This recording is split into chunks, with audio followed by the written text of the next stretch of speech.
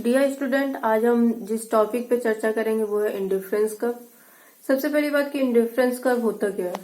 Indifference curve दो वस्तुओं के उन संयोगों को बताता है जिसके चुनाव के लिए उपभोक्ता तटस्थ होता है। इसकी चर्चा सबसे पहले F.Y. एजवर्थ ने 1881 में अपने सिद्धांत एक्सचेंज ऑफ गुड्स वस्तुओं के विनिमय दो व्यक्तियों के संबंध में की थी। फिर 1906 में विल्फ्रेड पेरेटो ने भी इसकी चर्चा की थी, लेकिन कंज्यूमर बिहेवियर के टर्म में प्रोफेसर हिक्स ने 1934 में अपनी किताब वैल्यू एंड कैपिटल में की थी।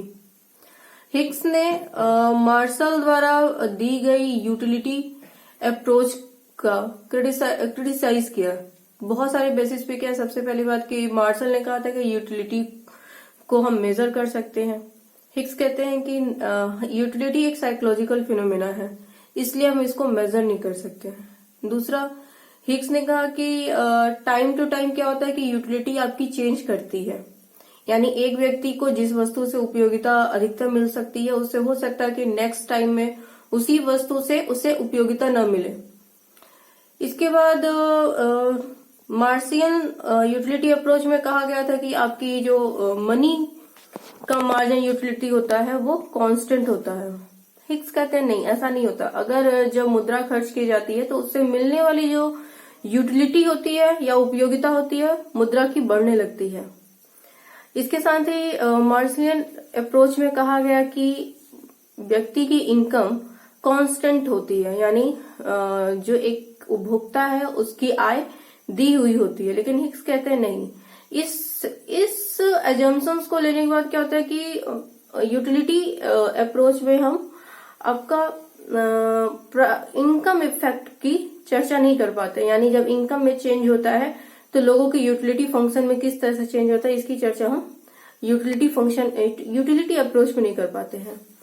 हिक्स ने 1934 में जो अपनी किताब दी उसमें इसकी चर्चा की कि इंडिफरेंस कर्व क्या होता है। ये कहते हैं कि इंडिफरेंस कर्व वह कर्व होता है या वह कर्व होता है जो दो वस्तुओं के उन संयोगों को बताता है जिसे उपभोक्ता चुन सकता है। मतलब कि मार्शल कहते थे कि यूटिलिटी को हम मेजर कर सकते हैं, लेकिन ये कहते हैं कि यूटिलिटी को हम मेजर नहीं कर सकते, बल्कि उसे हम एक क्रमवार तरीके से रख सकते हैं, अरेंज कर सकते हैं। हम ये कह सकते हैं कि अगर हम पहली रोटी से हमें भूख ज्यादा समाप्त होती है तो दूसरी रोटी से थोड़ी कम, यानी हम क्रम दे सकते हैं। यानी पहली रोटी खाते तो हमें ज्यादा सेटिस्फेक्शन मिलता है, जब दूसरी खाते तो उससे कम, एक क्रमवार तरीके से हम बता सकते हैं। इंडिफरेंस कर्व के कुछ एजम्पशंस हैं। सबसे पहली बात आती है रैशनल, यानी जो कंज्यूमर है वो एक रैशनल है, कंज्यूमर को पता है कि उसे किन वस्तुओं का उपभोग करना है।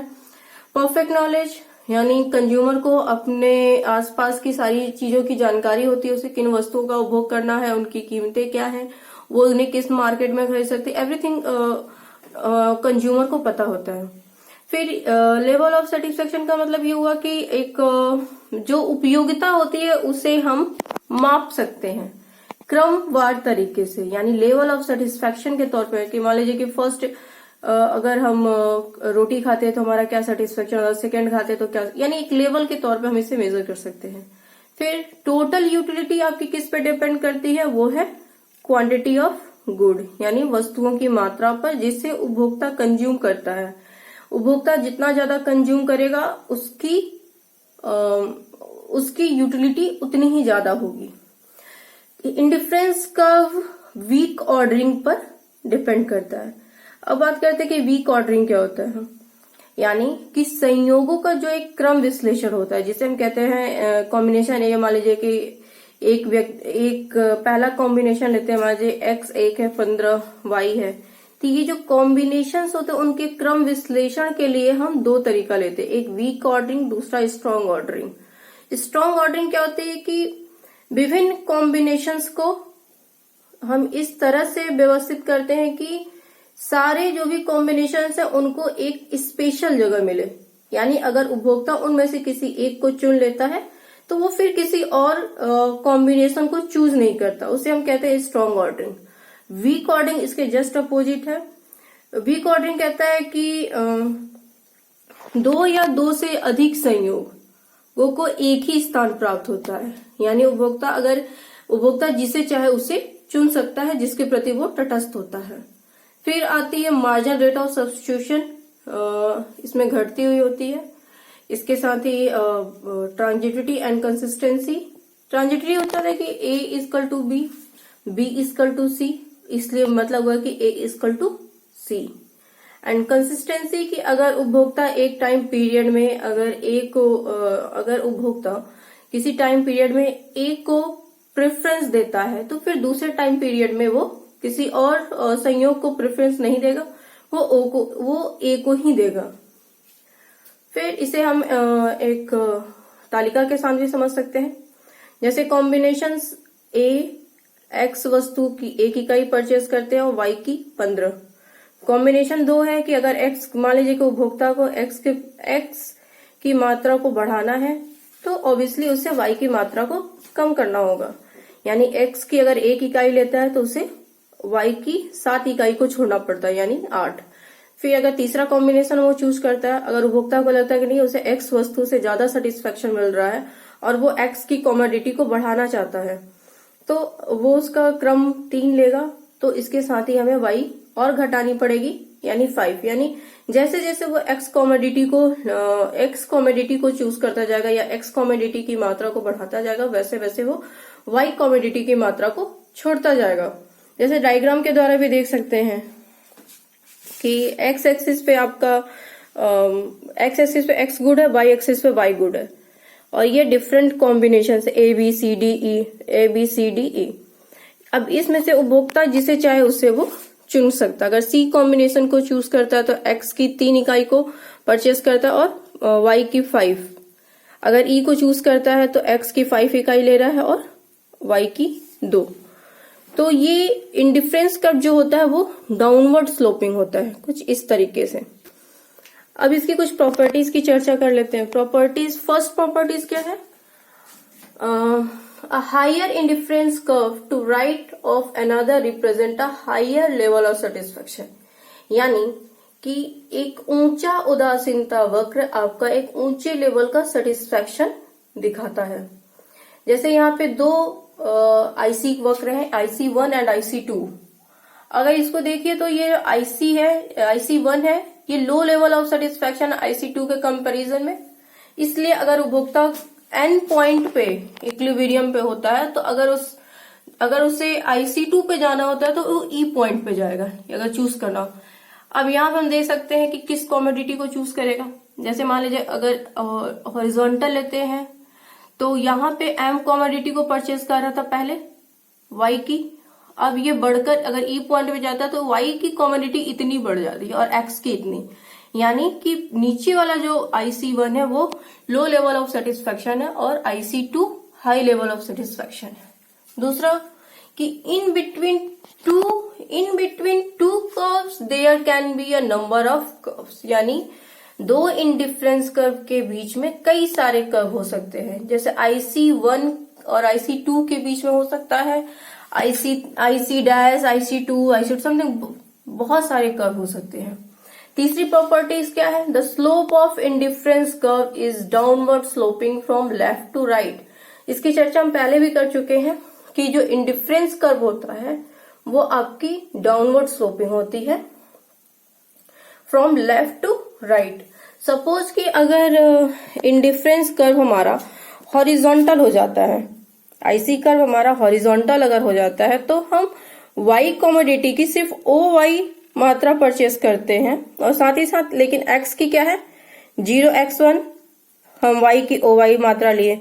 अब हमको X की अधिक मात्रा लेना है तो OX2 हो गया, लेकिन Y की मात्रा आपकी कांस्टेंट है, यानी ये आपके लेवल ऑफ सेटिस्फैक्शन के बारे में नहीं बताता। यहाँ पर IC कर्व का जो एक प्रॉपर्टीज है वो वायलेट हो जाता है।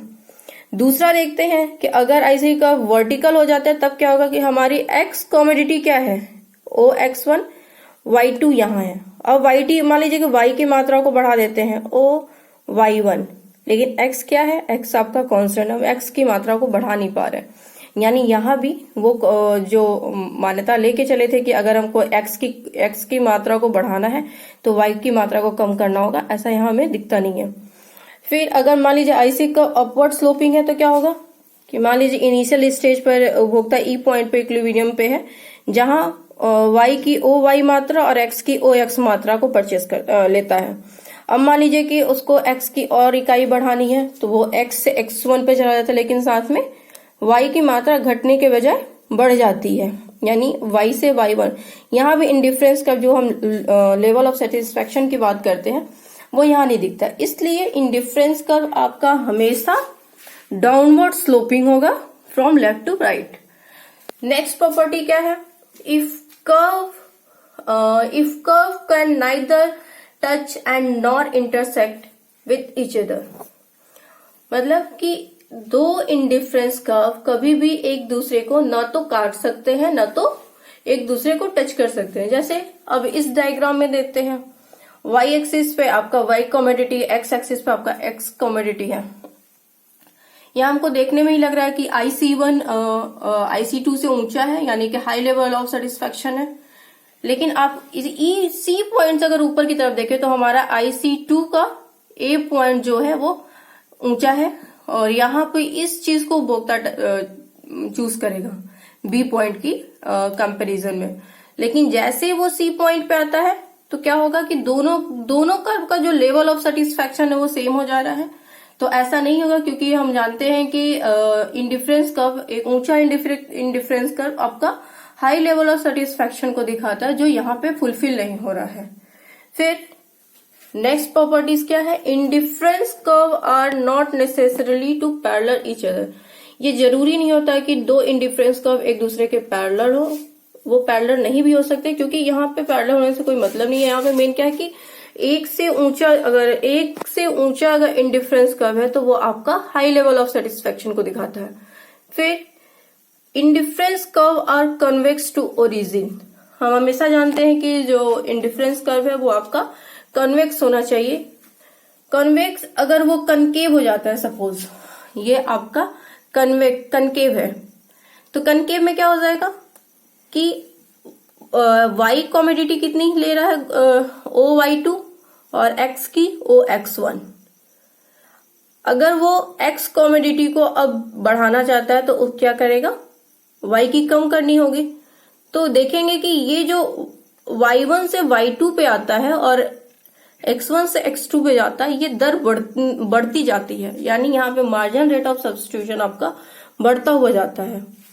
अगर स्ट्रेट लाइन हो जाती है इंडिफरेंस कर्व तो क्या होगा, यानी Y से Y0 पे आता है और X से X1 पे, तो क्या होगा कि दोनों एक दूसरे के बराबर की मात्रा में X की जब हम मात्रा को बढ़ाते हैं तो Y की जो मात्रा है वो हम बिल्कुल इक्वल मात्रा में छोड़ते हैं। तो ये भी पॉसिबल नहीं है, क्योंकि मार्जिनल रेट ऑफ सब्स्टिट्यूशन यहाँ पे कांस्टेंट है, यहाँ पे बढ़ता हुआ, लेकिन हम एजम्पशंस में ही लेते हैं कि मार्जिनल रेट ऑफ सब्स्टिट्यूशन आपका घटता हुआ होना चाहिए, कुछ ऐसे। यानी जब हम ए कॉम्बिनेशन से बी कॉम्बिनेशन पे आते हैं, यानी कि जब हम एक्स की 1 से 2 इकाई चूज करते हैं तो हम एक्स की कितनी मात्रा वाई की कितनी मात्रा छोड़ते हैं, 7। तीसरा जब कॉम्बिनेशन हम चूज करते हैं, यानी एक्स की और 1 इकाई बढ़ाते हैं, तो हम वाई की कितनी मात्रा छोड़ रहे हैं, 3। यानी कि ये जो मार्जिनल रेट ऑफ सब्स्टिट्यूशन है वो क्या हो रहा है, घटता हुआ है, पहले 7, फिर 3, फिर 2, फिर 1, जो यहाँ पे इस प्रॉपर्टीज में फुलफिल नहीं हो पाती अगर हमारी ये जो कनकेव हो जाता है या फिर इंडिफरेंस कर्व हमारा स्ट्रेट हो जाता है। इसलिए इंडिफरेंस कर्व हमेशा कन्वेक्स टू ओरिजिन ही होगा। फिर एक और प्रॉपर्टीज है कि indifference curve are like bangle.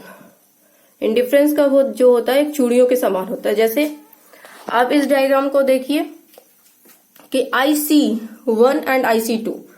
IC1 को देखिए, यहां तक जो आता है उपभोक्ता वो मान लीजिए एक्स कमोडिटी की उसको उपयोगिता रहती है, वो एक्स कमोडिटी की मात्रा को बढ़ाता जाता है। लेकिन एक पॉइंट ऐसा आएगा, ये जो इसके डॉटेड एरिया है, कि एक्स कमोडिटी से मिलने वाली जो उसकी उपयोगिता होती है वो ऋणात्मक हो जाती है। तो वो उस टाइम पे क्या करेगा कि y कमोडिटी की मात्रा को बढ़ाएगा और x कमोडिटी की मात्रा को छोड़ेगा। ये जो पोर्शन होता है उसका ये डॉटेड लाइन यानी एक चूड़ी की तरह वो बनता है। तो इसलिए इंडिफरेंस कर्व क्या होता है, एक लाइक बैंगल होता है। एक और प्रॉपर्टीज है वो है indifference curve can touch x and y axis. Indifference curve x या y दोनों एक्सिस को टच कर सकता है, जैसे इस डायग्राम के द्वारा। एक इंडिफरेंस कर्व है जो y की एक्सिस को भी टच करता है और x एक्सिस को भी टच करता है। सपोज कि अगर वो जब y एक्सिस को टच करता है तो यहाँ क्या होगा, a पॉइंट पे ये होगा कि उपभोक्ता सिर्फ और सिर्फ y कमोडिटी को कंज्यूम कर रहा है और x कमोडिटी शून्य है। अगर x पॉइंट के इस पॉइंट को अगर टच करता है b पॉइंट को, तो यहाँ पे होगा कि वो उपभोक्ता x की 10 पॉइंट को परचेस कर रहा है और y की शून्य।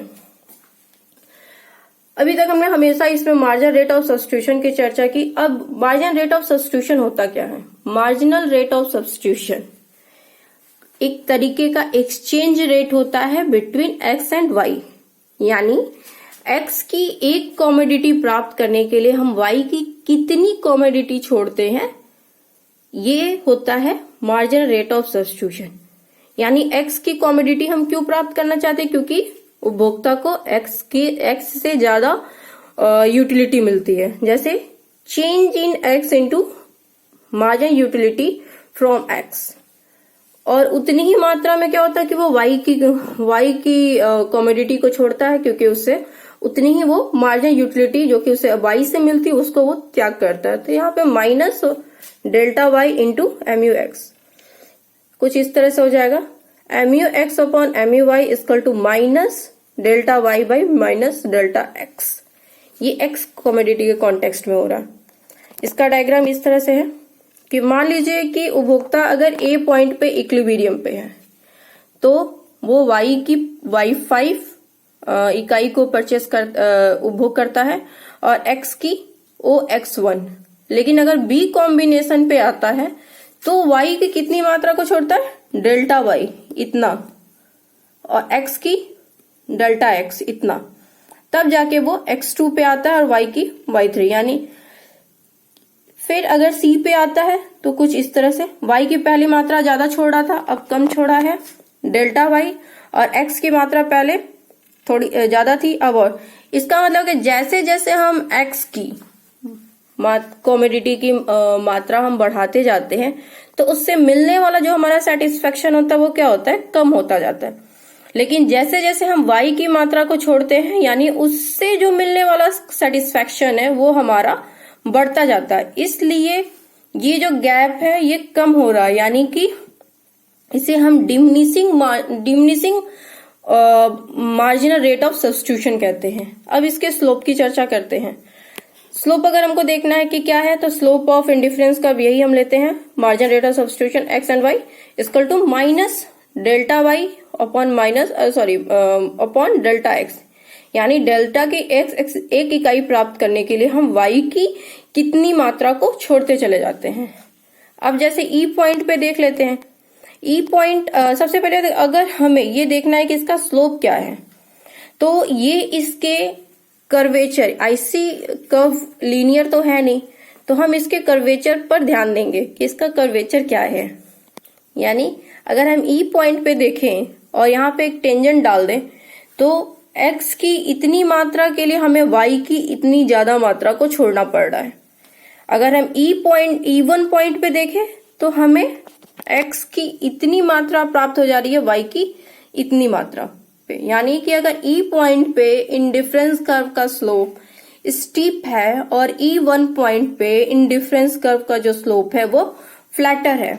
जब अगर इंडिफरेंस कर्व का स्लोप फ्लैटर होगा यानी कि हम x कमोडिटी की अतिरिक्त मात्रा प्राप्त करने के लिए y की कम मात्रा को छोड़ते हैं। लेकिन अगर इंडिफरेंस कर्व का स्लोप स्टीप होता है तो हम x कमोडिटी की मात्रा को बढ़ाने के लिए हम y की ज्यादा मात्रा को छोड़ते हैं।